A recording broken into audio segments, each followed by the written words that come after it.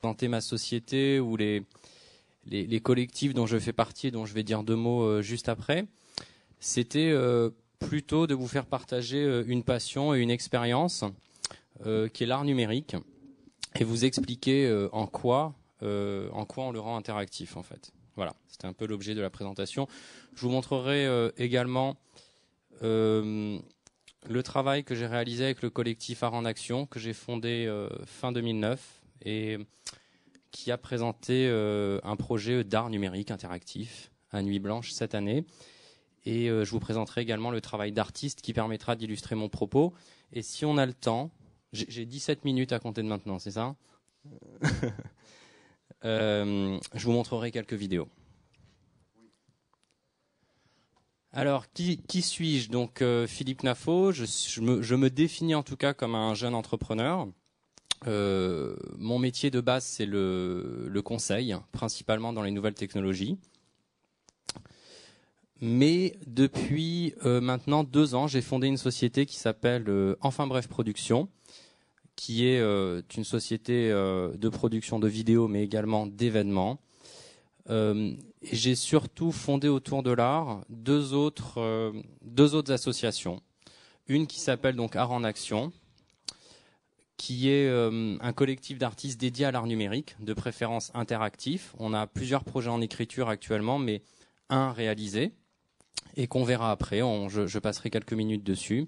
Une installation qui s'appelle Gate Game, l'Arche du jeu. Et une association qui s'appelle French Burners, qui est en fait le représentant du festival Burning Man en France. Et j'en dis 2 mots parce que le festival Burning Man, c'est ce qui m'a amené à tout ça. C'est un festival où l'art et l'interaction sont des dimensions prédominantes. Et c'est ce qui m'a amené à vouloir réaliser une installation interactive. Et de fil en aiguille, ça m'a amené à l'art numérique interactif. Voilà. Alors, qu'est-ce que c'est l'interactivité dans une installation, sans parler d'art numérique? Cette définition, elle provient justement de la Fondation pour l'art de Burning Man, qui s'appelle BRAF, Black Rock Art Foundation. Et cette définition, c'est en fait les critères qui permettent de recevoir des subventions de leur part.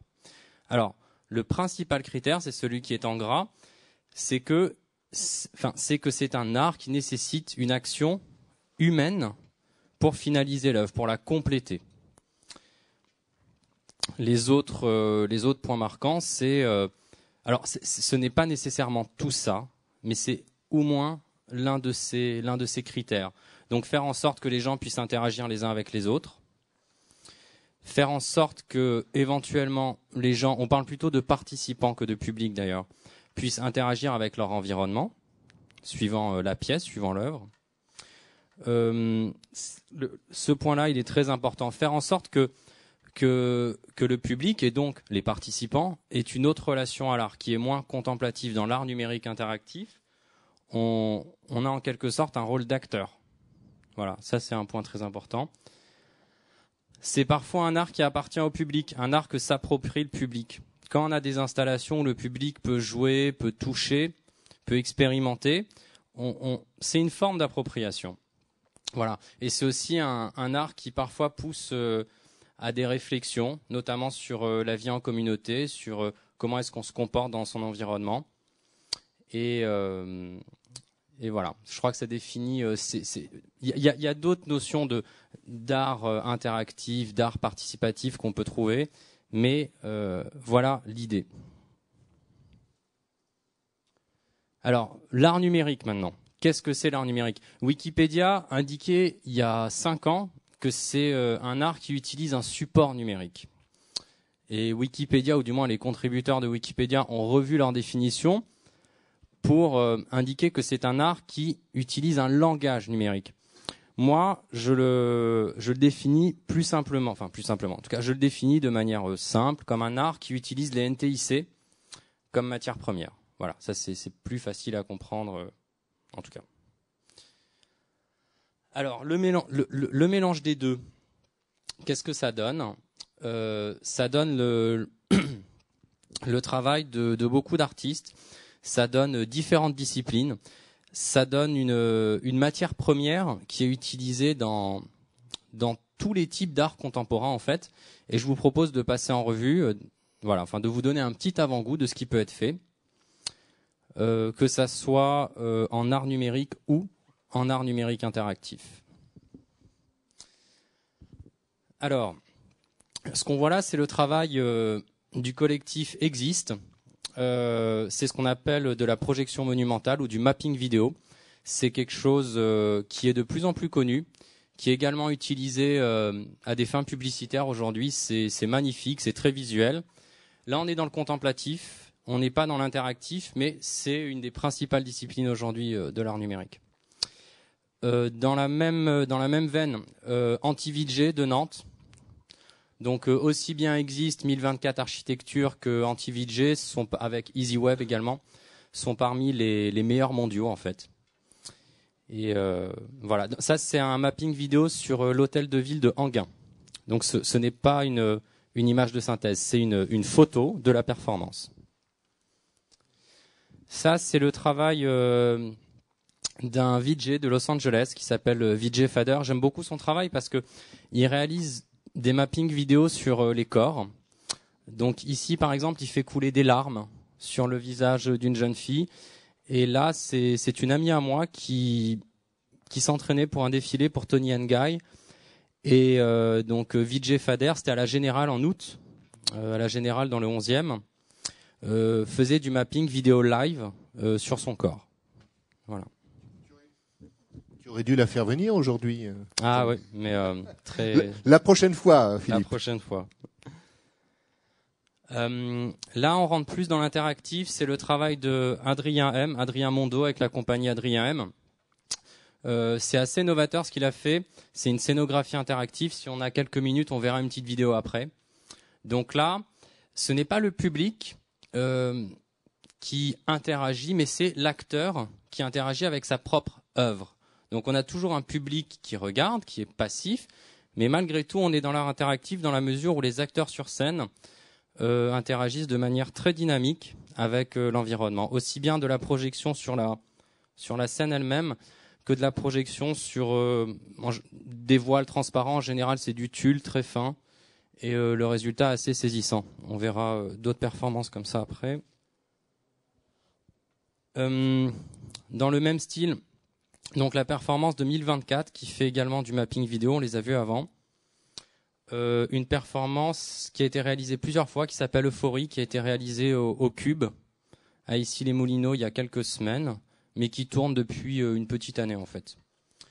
Donc là pareil, projection sur tulle transparent et nombreuses interactions. Aussi bien avec l'outil qu'il a en main, qui est un tube transformé en guitare, que d'autres outils. On verra une vidéo également de cette performance. J'ai prévu 5-6 séquences de 30 secondes à peu près.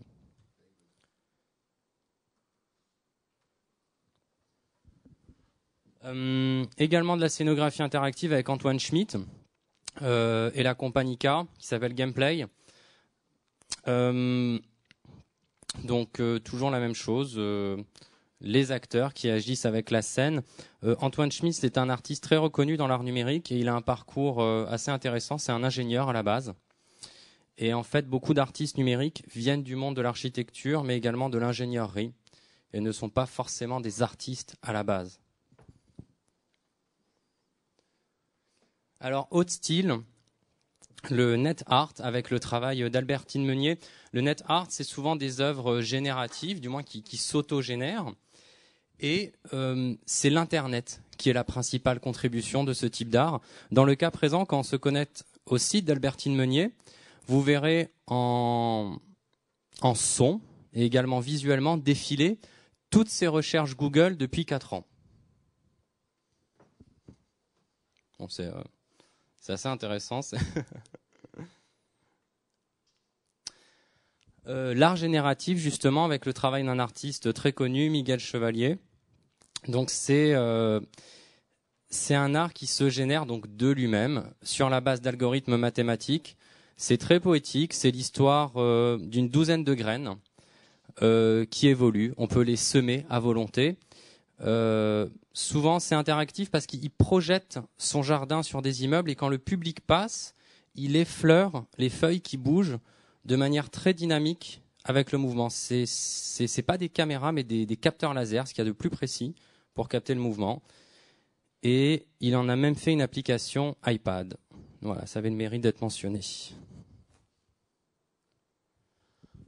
Le body art en art numérique, donc avec le travail de Sterlac qui est très connu, qui va bientôt mettre l'oreille qui s'est greffée dans le bras en Wi-Fi pour pouvoir nous faire écouter son environnement au jour le jour.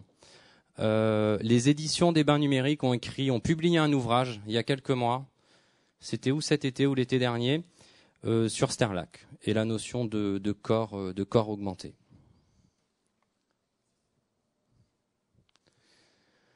Alors, ce que moi j'appelle le geek art. Le geek art, c'est quand on est plus dans la performance technique, je trouve que le propos artistique.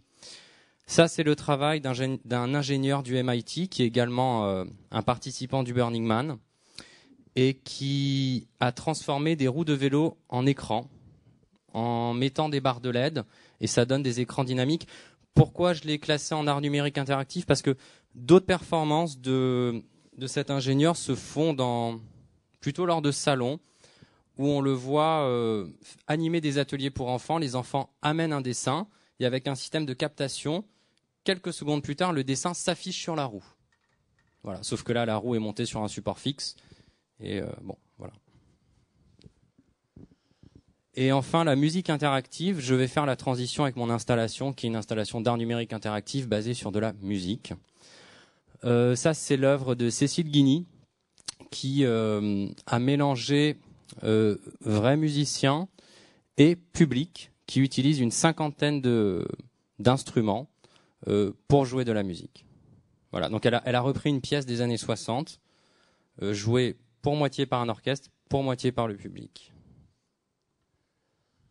Alors, on en arrive à justement l'installation que j'ai produite et conçue avec toute une équipe. Et cette équipe s'appelle donc le collectif Art en Action. C'est un cube en aluminium de 3 mètres, agrémenté d'une quinzaine de capteurs sensoriels. Et ces capteurs permettent de déclencher des compositions sonores. Donc 4 compositions réalisées par Vivian Rost, qui était disque d'or l'an dernier. Et il y a 4 ambiances. Une ambiance électronique, une ambiance minérale, une aquatique et une science-fiction. Et en fait, le public peut actionner des capteurs répartis dans la structure. Ces petits carrés qu'on voit là, c'est des capteurs de pression. Là, on voit un enfant qui, on ne le voit pas très bien, mais qui actionne un capteur de position. C'est-à-dire que chaque position est une note différente, en fait. D'un point de vue technique, chaque position, c'est une valeur MIDI de 0 à 127, en fait. Voilà. 3 minutes. D'accord, on va aller vite. Le montage, beaucoup d'électronique. Ça, c'était une performance faite dans un désert en Espagne pour expliquer et dire 2 mots sur la difficulté en art numérique. Il y a aussi bien la structure, souvent, que tout l'électronique, dans des environnements pas toujours simples. Cette photo, 2 mots pour expliquer la notion de low-tech dans le high-tech, c'est-à-dire que cet effet optique qui a été créé avec des panneaux d'aluminium perforés alignés les uns derrière les autres crée une dimension d'interaction low-tech, c'est-à-dire que l'effet suit le public. L'image bouge en même temps que le spectateur quand il se déplace. Donc c'est assez intéressant d'introduire dans cette interaction high-tech avec les capteurs une interaction low-tech. Je voulais dire 2 mots avant de vous montrer 2-3 vidéos sur les principaux outils de développement en art numérique. Qu'est-ce qui se cache derrière tous ces projets, toute cette conception? Bien sûr, ce sont des programmeurs. Si vous cherchez des compétences pour développer, il ne faut pas chercher un programmeur, il faut chercher ce qu'on appelle un patcher.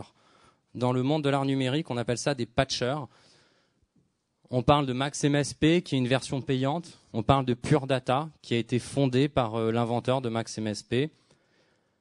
Isadora, qui est plus dédié à la vidéo live. Processing, qui est plus dédié à la vidéo et à la 3D, et qui est de la ligne de code. Et Live, dédié à la musique interactive. À quoi ça ressemble quand on programme sous ce genre d'outils? Souvent, on relie des boîtes avec des ficelles. Voilà, ça c'est un patch simple, mais voilà à quoi ça ressemble. Et voilà pourquoi les artistes peuvent s'approprier assez facilement ce genre d'outil, parce qu'il reste assez digeste. Enfin,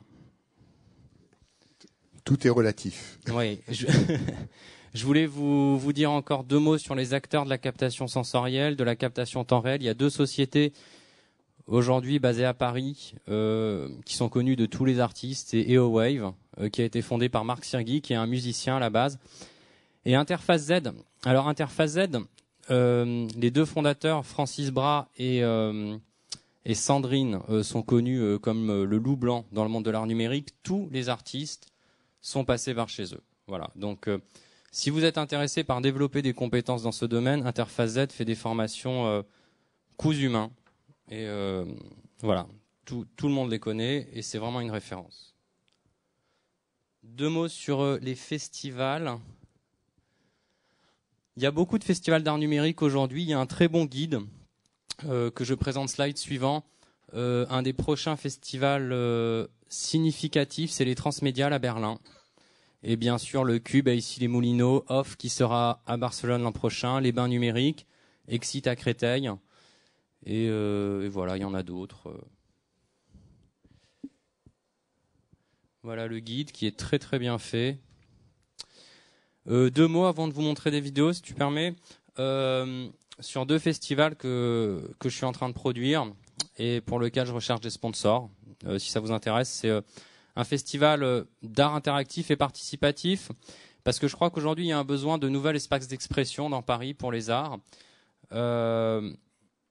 Ok, il y a Nuit Blanche, ok, il y a les bains numériques, mais ça reste assez difficile d'accès pour beaucoup d'artistes. Et l'idée, c'est de créer un festival en un lieu unique sur 2-3 jours, plutôt familial, mais dédié à l'art interactif et participatif, pas nécessairement numérique. Et l'autre festival, c'est le Festival d'art numérique des universités et des grandes écoles. Le principe, c'est une réponse mixte, un appel à projet pour avoir des équipes mixtes, écoles de commerce, écoles d'ingénieurs, ou avec école d'architecture, école d'art ou de design. Voilà, donc des équipes mixtes pour des projets réalisés par des équipes mixtes, avec une première édition sur la saison 2011-2012. Voilà. Alors, si vous avez des questions, elles sont les bienvenues. Et je vais vous montrer peut-être quelques vidéos. Oui, c'est soit l'un, soit l'autre. Bon, on peut faire les 2 en même temps. Vas-y, prépare les vidéos.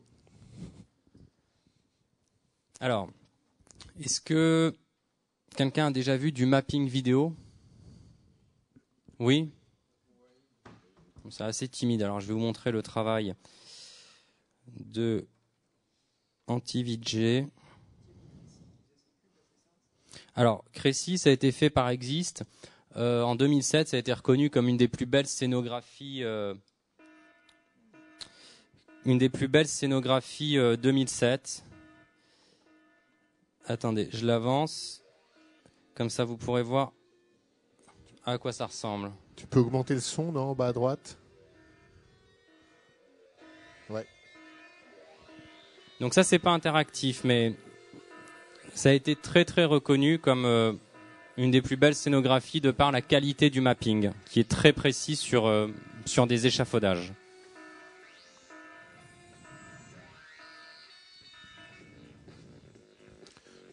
Tu passes au suivant? Voilà, je laisse juste quelques secondes encore pour qu'on voit l'impression de 3D qui est saisissante. Oui. Magnifique. C'est quelque chose qui était en réel, qu'on voyait en réel. Ah oui, c'est pas. Oui. C'était sur scène. Je vous montre Adrien M. Oui. Non, ça c'est AntiVJ. Encore le son là en bas à droite. Oui, le son est très bas en fait. Hein. Oui.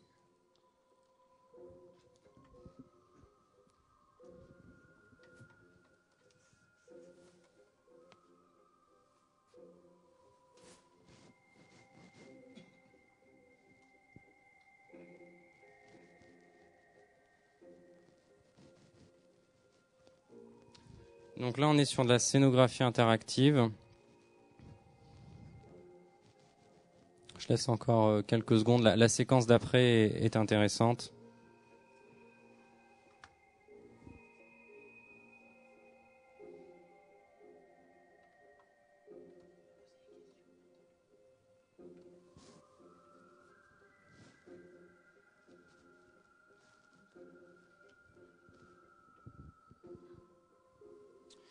Donc la compagnie Adrien tourne pas mal en ce moment. Ils étaient à la ferme du Buisson cet été ou en début d'année. Et je n'ai pas vu le spectacle, mais il devrait repasser bientôt. C'est Adrien M et Jongleur à la base. Voilà, et peut-être...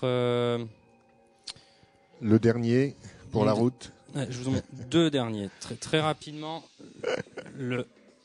la roue interactive dont je vous parlais.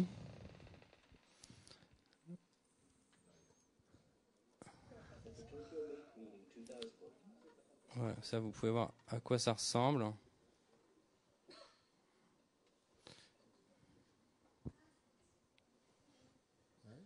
Donc moi j'appelle ça du geek art. Tout ça c'est fait avec 4 barres de LED.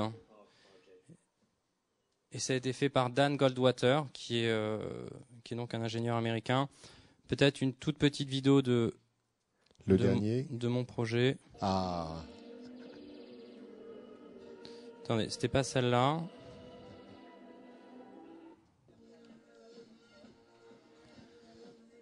Bon,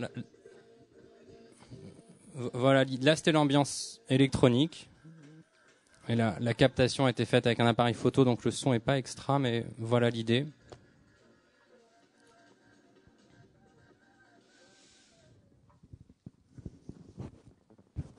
Voilà. Philippe, merci beaucoup. Bon.